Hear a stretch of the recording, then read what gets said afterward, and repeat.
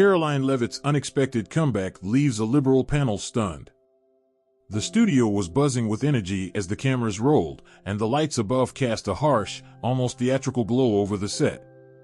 The show was called Crossfire Live, and it was known for its heated debates, often drawing sharp lines between conservative and liberal viewpoints. Tonight, the debate was centered around the future of American politics, with a panel of liberal pundits discussing the need for progressive reforms. Seated around the table were three vocal and prominent panelists: Dr. Sarah Whitaker, an outspoken political scientist with a long history of pushing for social reforms; Liam Garcia, a fiery journalist known for his liberal stances on wealth redistribution and climate change; and Hannah Brooks, a staunch activist who advocated for progressive changes in every sector of government. They were all seasoned, well-practiced in their positions, and confident in their ability to dominate the conversation. And then, there was Karoline Leavitt. Karoline, a rising star in the Conservative Party, had been invited to represent the opposing viewpoint. She was calm and collected, dressed sharply in a navy blazer and crisp white blouse. As the camera cut to her, the audience could see a brief flash of her confident smile. She wasn't intimidated by the panel of liberals surrounding her. In fact, she was used to this. She had faced similar hostile environments before, but there was something different about tonight's atmosphere. The host of the show, James Dunlap, a former political analyst turned moderator, introduced the topic of the evening. He was known for his sharp questioning and his ability to lead a debate with skill, often provoking reactions from both sides. Good evening, everyone, and welcome to Crossfire Live. Tonight, we're diving deep into one of the most pressing issues of our time, the future of American politics. Our panel tonight includes some of the sharpest minds in the field, and I'm sure we'll see some fireworks as we discuss the direction this country should take. On my left, we have a panel of progressive thinkers, and on my right, Karoline Leavitt, a rising conservative voice. Let's dive right into it. Karoline's calm expression didn't falter as the host turned toward the liberal panelists first, giving them a moment to set the tone for the discussion. As they spoke, their words dripped with conviction: progressive policies, government intervention, climate justice, and the urgent need to reform the system. Their views were not subtle, nor were they presented with any room for debate.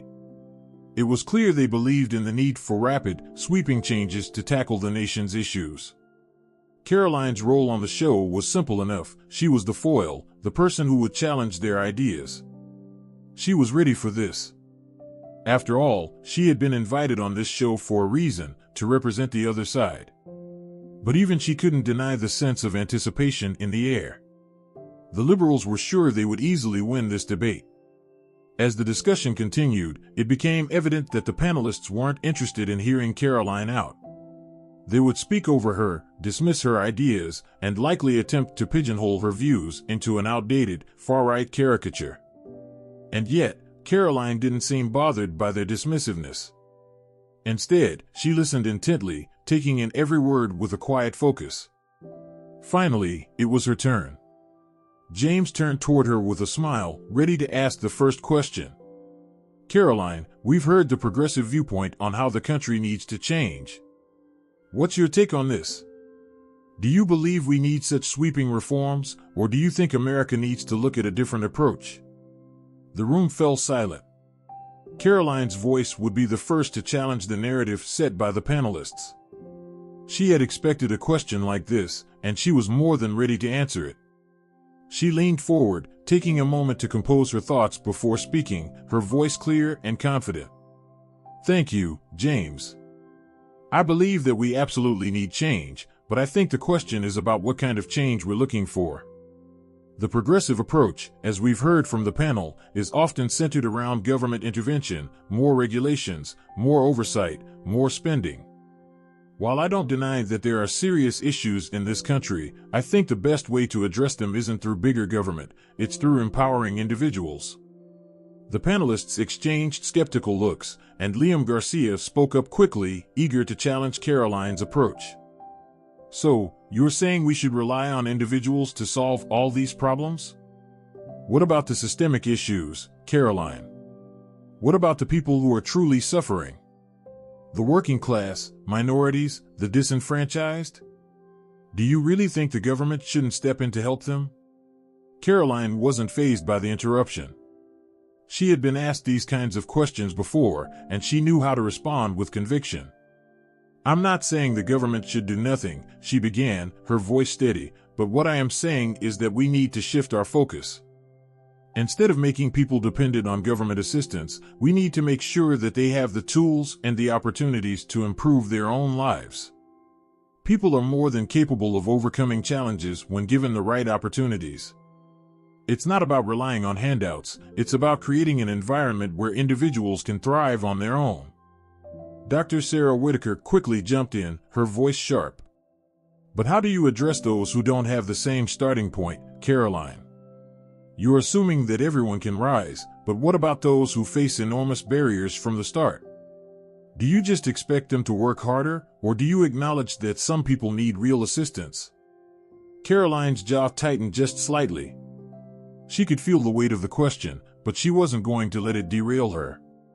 No one is saying that we ignore people who are struggling, Sarah, Karoline replied firmly. But what I'm saying is that the government doesn't have to be the answer to every problem. We can do better than that. We need to focus on creating opportunity, not dependency.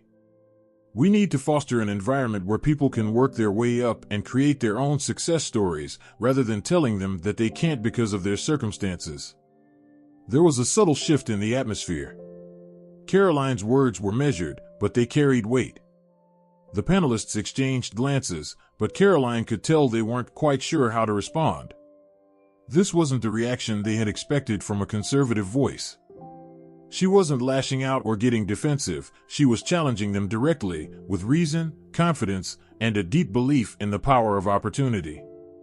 The stage was set for the next round of the debate. Karoline had just begun, and it was clear that the conversation was about to shift in a way the panelists hadn't anticipated. The atmosphere in the studio began to thicken as the liberal panelists, still reeling from Karoline's calm, firm responses, regained their composure. The tension in the air was palpable, the unspoken challenge hanging between them. Karoline had made her position clear, but she was far from done. The host, James Dunlap, sensing the shift, tried to regain control of the conversation. Karoline, I hear what you're saying about empowering individuals, James said, his voice attempting to smooth over the growing discomfort in the room. But don't you think that for many, this idea of opportunity is just a myth? So many Americans are facing realities that seem impossible to overcome: poverty, lack of access to quality education, and health care. How can they possibly get ahead when the system itself is stacked against them? Karoline's eyes never wavered from James's face, her gaze steady, almost calculating. She was used to this line of questioning, and she was more than ready for it. James, I'm not saying the system is perfect, she began, her voice unwavering, and I'm not ignoring the barriers people face. But let's not pretend that the solution to everything is government intervention. What I believe is that we need to create a framework where people don't have to wait for a handout.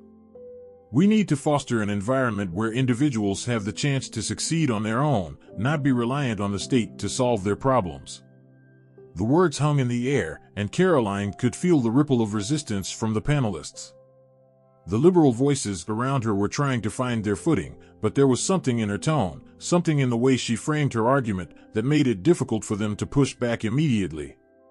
Liam Garcia, eager to push back, leaned forward in his chair, his expression sharp. But Karoline, you're forgetting something critical. Not everyone starts with the same opportunities.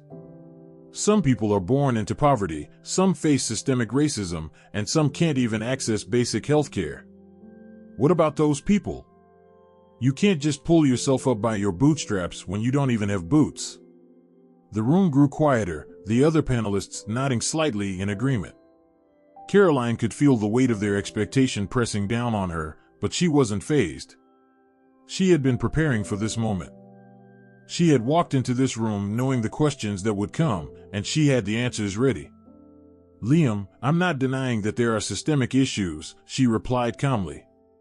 But what I'm saying is that people can rise above those challenges when given the tools to do so.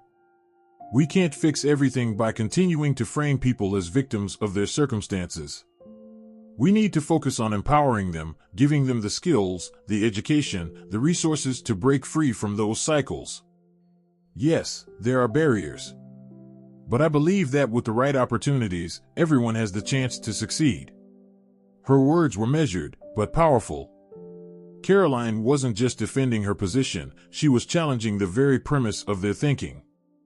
The audience in the studio could feel the shift, and the panelists were beginning to understand that Karoline wasn't going to be easily dismissed. Dr. Sarah Whitaker interjected with a sigh, her tone tinged with impatience. You keep talking about opportunity, Karoline, but what does that even mean for someone who can't afford their next meal? Opportunity is a privilege. For the people struggling right now, it's not enough to just tell them to work harder. Karoline met Dr. Whitaker's gaze, her expression unflinching. Dr. Whitaker, I understand your concern, but I think we're missing the point. We're not talking about working harder for the sake of working harder. We're talking about creating opportunities that allow people to thrive, whether through access to better education, job training, or even the right tax policies that incentivize growth. The opportunity is not just for the wealthy or the fortunate few, it's for everyone. But it starts with a mindset. We need to move away from the belief that people are helpless and start fostering a belief in their ability to succeed. The panelists were silent for a moment, but the tension didn't let up. Dr. Whitaker opened her mouth to respond, but Liam Garcia quickly interrupted, sensing the need to keep the pressure on. Karoline, this is where your argument falls apart, Liam said, shaking his head. It's easy to talk about opportunity, but the reality is that the playing field is nowhere near level. You're essentially asking people to pull themselves up by their own bootstraps while the system is rigged against them. How is that fair? How do you justify that? Karoline's posture remained steady as she took a slow, deliberate breath. She could feel the weight of their words, but she wasn't going to let them dictate the narrative. She had prepared for this exact moment, the moment when they would try to trap her with accusations of naivety or privilege. Liam, I'm not asking anyone to do this alone, she said, her voice calm but filled with resolve. I'm asking for a system that gives people the chance to make something of themselves. We can address systemic issues without creating more dependency. The solution isn't giving people fish, it's teaching them how to fish. We need a system that offers not just assistance, but the tools for true independence. For a moment, the room was silent, and Karoline could sense the growing uncertainty among the panelists.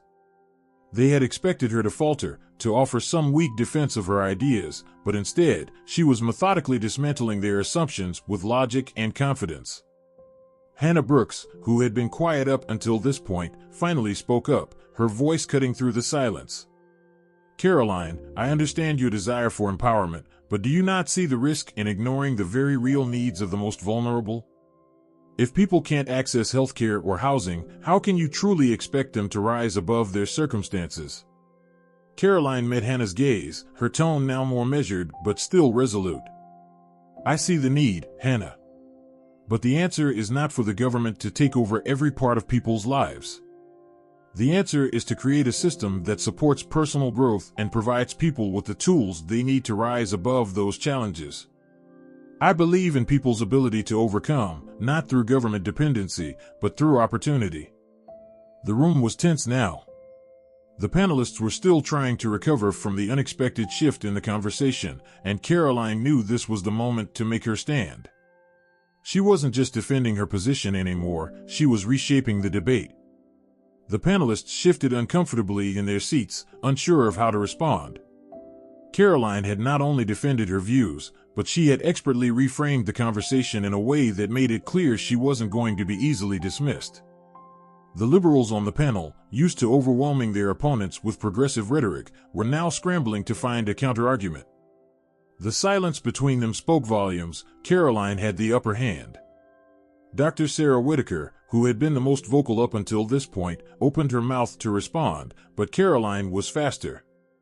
I hear your concern, Dr. Whitaker, Karoline said, her voice still calm but now infused with a quiet power. But you're assuming that people can't succeed without constant help from the government. You're telling them that they can't do it on their own. And that's where we disagree. I believe that when people are given the tools and the opportunity to rise, they will. They just need the chance. The government's job is not to be a crutch. It's to provide a framework that supports those opportunities, not to hand out solutions. Karoline's words hung in the air, each one carrying the weight of her conviction. The panelists, who had assumed they could easily dismiss her views, were now finding themselves on the defensive. Liam Garcia spoke up, but his voice lacked the confident edge it had carried earlier. Karoline, you're still not addressing the fact that not everyone has access to those tools in the first place. How do you plan to give people opportunities if they don't even have the resources to get started? It's one thing to talk about empowerment, but what about the very real barriers people face every day? Karoline met his gaze head-on. She could feel the shift in the air. The panelists were beginning to realize that this wasn't going to be as easy as they had anticipated. They had underestimated her, and now it was too late. I don't ignore the barriers, Liam, Karoline responded firmly. But what I'm saying is that the solution doesn't lie in more government control. It lies in empowering people to overcome those barriers. The government should create an environment that allows individuals to succeed, whether that's through better access to education, affordable healthcare, or tax policies that support growth. It's about opportunity, not dependency. The tension in the room grew thicker. The liberal panelists, once certain of their dominance, were now uncertain.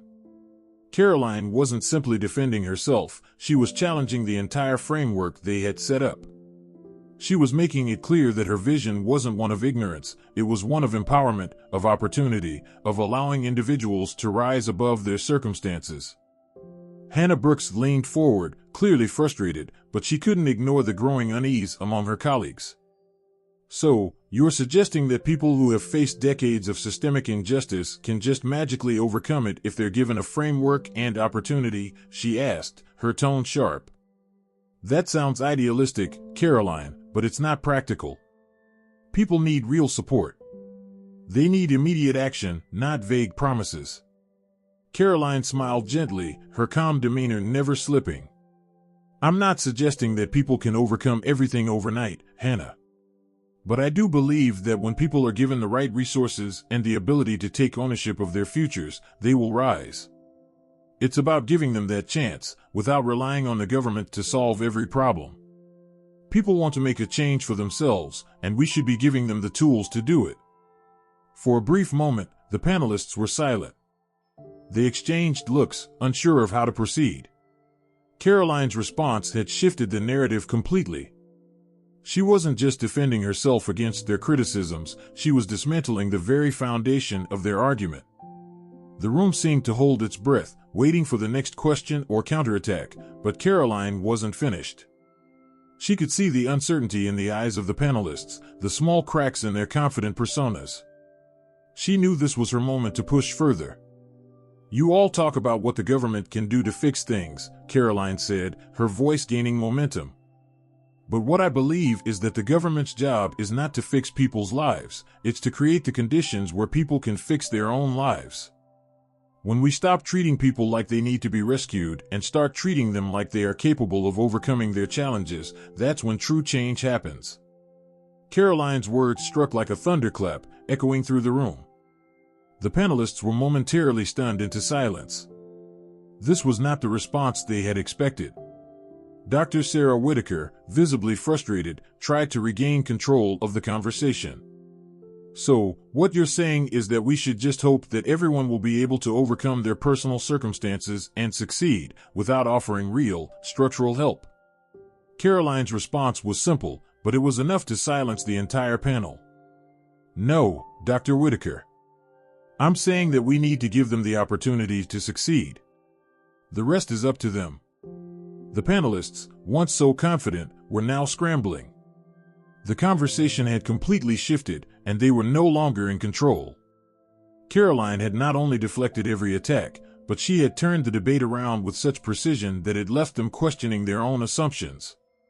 The host, James Dunlap, sensing the shift, attempted to regain control of the debate. All right, let's bring this back, he said, trying to guide the conversation back on track. But it was clear to everyone that Karoline had already won this round. She had proven her point, and in doing so, she had stunned the entire panel. The audience could feel it. Karoline's quiet confidence had unsettled the liberals on the panel. The tide had turned, and it was clear who was in control. The room was filled with a heavy silence as Karoline's words echoed in the minds of the panelists. The air was thick with tension, the debate having reached a critical point where it was no longer about exchanging ideas, it was about power, control, and the subtle battle for the moral high ground. Karoline had struck a blow, and it was clear from the panelists' faces that they hadn't expected to be caught off guard. Liam Garcia, who had been the most aggressive of the panelists, shifted in his seat, his posture less confident now. He cleared his throat before speaking, but his voice was no longer as sharp. Karoline, he said, trying to maintain composure, but there was a noticeable falter in his tone. You talk about opportunity, but opportunity doesn't just appear out of thin air. People need support, real, immediate support to survive and thrive. How do you propose we get to a place where people can empower themselves when so many are already struggling to meet basic needs? Karoline remained unflinching. She was poised, but her eyes narrowed just slightly, the smallest hint of challenge in her gaze. Liam, I never said people should do it alone. What I'm advocating for is a system that encourages people to stand on their own 2 feet while still having the safety net of assistance when needed. But too often, government programs create a cycle of dependence that traps people rather than setting them up for success. The system needs to empower, not entrench. The panelists exchanged glances, the unease now palpable in the air. Hannah Brooks leaned forward, her expression skeptical, but she chose her words carefully. You're saying that government programs entrench dependence. But you're also overlooking the fact that some people just don't have access to opportunities to begin with. People can't rise if they're already drowning. They need help first. What about healthcare? Education? Housing? You can't just wish those problems away. Karoline was ready. And I'm not wishing them away, Hannah.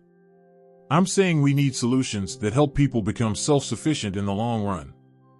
Government programs should focus on creating opportunities for people to build the skills they need to succeed. Yes, people need access to healthcare and education, but that access shouldn't come with strings attached. People should be able to work for it and earn it. It's about creating a system that doesn't keep people trapped in a cycle of poverty, but helps them break free. Her words cut through the room, and there was a moment of silence as the panelists processed what she had just said. Karoline was presenting an entirely different vision, one that went beyond government intervention and focused on empowerment and individual responsibility. It wasn't an argument they were used to hearing, especially not in a room full of liberals who believed in sweeping reforms and extensive government support. Dr. Sarah Whitaker, who had been quiet for a while, spoke up again, this time with a slightly more defensive tone. But that's just it, Karoline. The system we have is fundamentally broken. For people who have been left behind for generations, opportunities don't exist in the way you seem to think. It's easy to talk about empowering people when you've had the resources to do so. What about those who don't even have a starting point? Karoline's gaze never wavered, and she leaned forward just slightly, a subtle challenge in her posture. Dr. Whitaker, I'm not denying that there are deep-rooted issues in the system. But I believe people are more than capable of overcoming the odds. We can't just wait for the system to magically fix itself. What we can do is offer the tools for self-sufficiency and work to make the system more equitable. But we can't give up on people, especially not when they want to break free from their circumstances. The audience in the studio, which had remained largely silent up until now, began to stir. The tension was slowly shifting from discomfort to curiosity. Karoline was not only holding her ground, but challenging the panelists' assumptions in a way that was impossible to ignore. Liam Garcia, sensing his position weakening, tried again. And what about climate change? Healthcare reform? We can't just focus on personal responsibility when the planet is facing a crisis and millions of people can't even get basic healthcare. Are you saying those issues aren't urgent? Karoline paused for a moment, and when she spoke, it was with the calm certainty that had defined her through the entire exchange. I'm not saying those issues aren't urgent, Liam. But I'm saying that we need to find a way to address them without creating new problems in the process. You can't solve one crisis by making people more dependent on the state. What I'm proposing is a long-term solution that empowers people, gives them the opportunity to rise, and addresses these issues without making them more reliant on government assistance. The shift in the room was unmistakable now.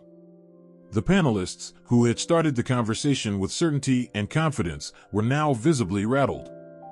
They couldn't counter her arguments with their usual talking points. Karoline had not only defended herself, but she had done so in a way that reframed the entire debate.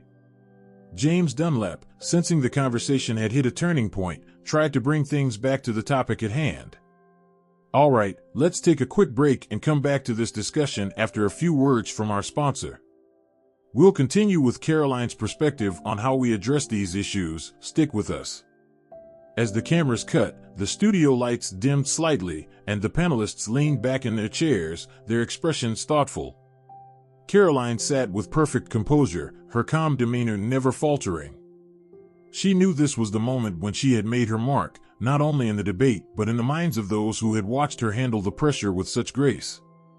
For the first time that evening, the panelists didn't look quite as certain of themselves. They hadn't just lost the argument, they had been forced to confront a new way of thinking, one they hadn't been prepared for. As the show continued, the conversation had already shifted. The real story wasn't just about the political divide, it was about how Karoline Leavitt had handled herself, changing the course of the debate and leaving the liberal panel stunned in her wake.